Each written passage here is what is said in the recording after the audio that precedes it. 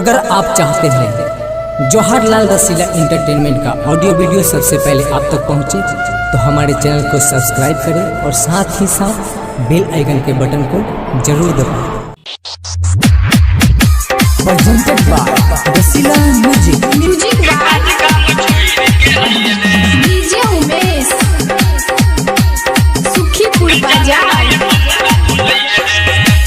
काज काम छोड़ के आई हैं गजान नहीं हमरा भूलई हैं परिहन करो झमेला में गे आई हम बाबा विश्वकर्मा के मेला में काज काम छोड़ के आई हैं गजान नहीं हमरा भूलई हैं काज काम छोड़ के आई हैं गजान नहीं हमरा भूलई हैं। Presented by Rasila music DJ Umesh Sukhipur Bazar. Godal Madhuban में ये लई नाच गे सुन छोरी बात कहे छियो साच गे गोडल तुमल में ये लई नाच गे सुन छोरी बात कहे छियो साच गे मिले अइहा हमरा से अकेला में गे अइहा बाबा विश्वकर्मा के मेला में काज काम छोड़ के आई हैं गजान नहीं हमरा भूलई हैं काज काम छोड़ के आई हैं गजान नहीं हमरा भूलई हैं।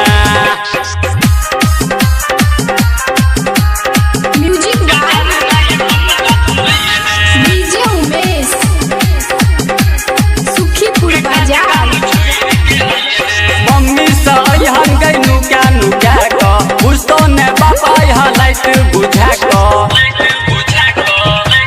सुन ना मम्मी से अहन गैनु क्या का बुझतो ने बाबा यहाँ लाइट बुझा का भाग अहा मुखिया के केला में गे अहा बाबा विश्वकर्मा के मेला में काज काम छोड़ के आई हैं गजान नहीं हमरा भूलई हैं काज काम छोड़ के आई हैं गजान नहीं हमरा भूलई हैं।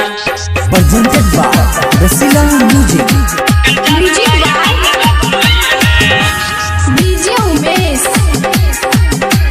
सुखीपुर बाजार। राइटर अमलेश का तोरे पर आस गे गायक जा बाहर का 26 बास गे राइटर अमलेश का तोरे पर आस गे गायक जा बाहर का 26 बास गे चौमीन रचतौ धूरन खेला में गे अइहा बाबा विश्वकर्मा के मेला में काज काम छोड़ के आई हैं गजान नहीं हमरा भूलई हैं काज काम छोड़ के आई हैं गजान नहीं हमरा भूलई हैं। Presented by Rasila music.